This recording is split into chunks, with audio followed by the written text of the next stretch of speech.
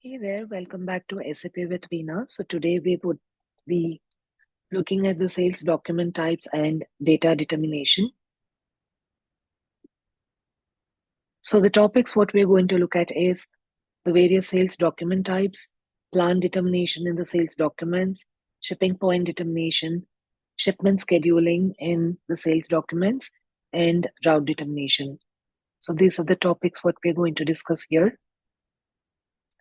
Now, if you look at the sales document types, there are various standard order, cash sales or contract, rush order, returns, consignment order, free of charge delivery, credit or debit memo request.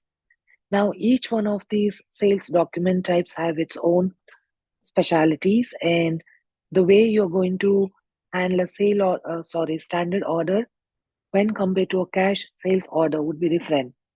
So every document type has its own functionalities, and the main functions of the sales documents would be like the availability check, delivery scheduling, transfer of requirements or credit check, sales information systems, and pricing, of course.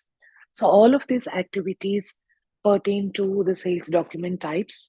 And for example, if I'm talking about a standard order, we would expect the system to automatically determine the time at which the material is to be received at the customer place. And for this, we need to activate the shipment scheduling and availability check functions. So, in that sense, each sales document type will have its own functionalities or few configurations which we are going to deal with individually for each of these document types.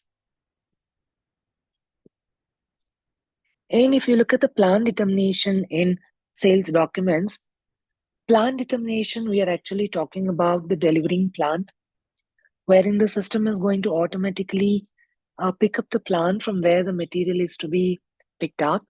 So for this, system is going to prioritize based on the customer material info record. That is the first priority. The second priority would be to check for in the customer master, that is in the business partner, for the ship to party details. If not, the system is going to check for the specifications if they're going to exist in the material master record. If the data is not available in any of the sequences as mentioned over here, then the delivering plant will not be automated into the sales document type. So the priority would be first the customer material info record, if not in the business partner, wherein the system is going to look for the ship to party details, or the third option would be to look for the specifications in the material master record. So this is how the plan determination would be taken care. And then shipping point, when you talk about, this is an organization unit which takes care of all the shipping activities, and um, you need to define the times for which the material is to be required for preparing and packing the goods. For all of these activities, the shipping point is to be defined. The shipping point is normally determined by the system automatically depending on the sales document type.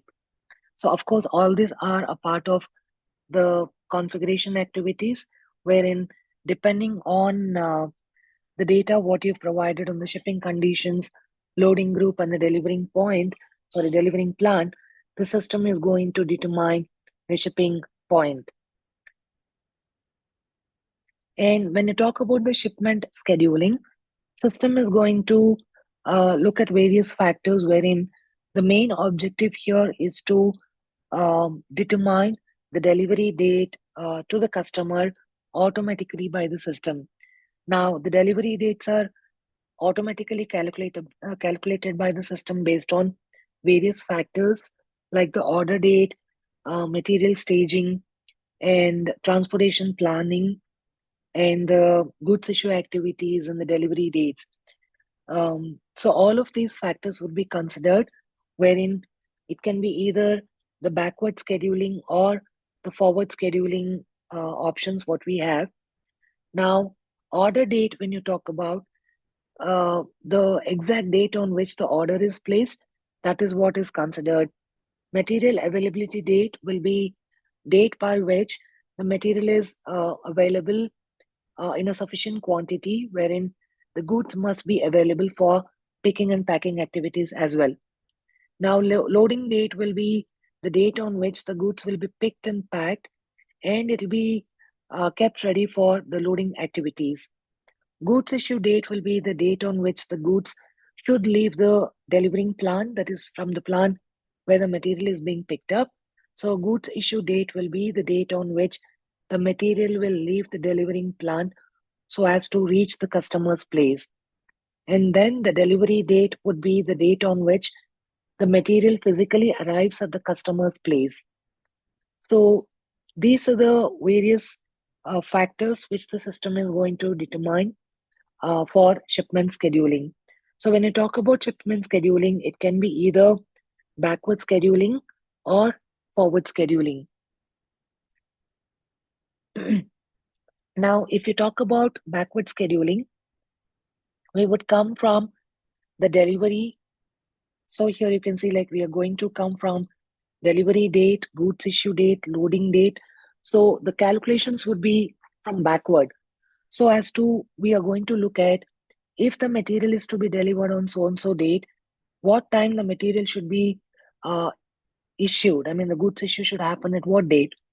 So if the goods issue should happen on a particular date, when the loading activities are to be completed. So if the loading activities are to be completed on a certain date, material availability should be uh, as per what particular date, and then the order date. So we are going from the backward, if you're following the backward scheduling, and if it is forward scheduling, then the factors would remain the same. It's just that we are going from the order date followed with material availability, loading, then goods issue, and delivery date. So these are the two scheduling options what we have, based on which the shipment scheduling can be taken care. So of course, we are going to look at how to configure this. I'm going to do a separate video for the configurations. So here we are just looking at the concepts. So when you talk about shipment scheduling, these are the factors what we are going to consider to specify the scheduling activities in configuration. And then we have route determination, wherein this simply tells you the path that the vehicle would follow for the material to reach the customer's place. So the route is automatically determined for each item depending on the sales document. And of course, this also is a activity of configuration, wherein the route can be used to define the actual transit time and the lead time for transportation planning. So these are determined based on the factors like departure zone, shipping condition, transportation group, and the transportation zone. So we are going to define the configurations on the route determination as well. So whenever a sales document is created, so system is going to automatically determine the route, the shipping point, the shipment scheduling details as well. So conceptually, this is it on the data determination. So in the next video, I'm going to show you how to do the configurations on the shipping point, shipment scheduling, and the route determination. Till then, stay tuned, stay connected. Thank you so much. See you in the next video.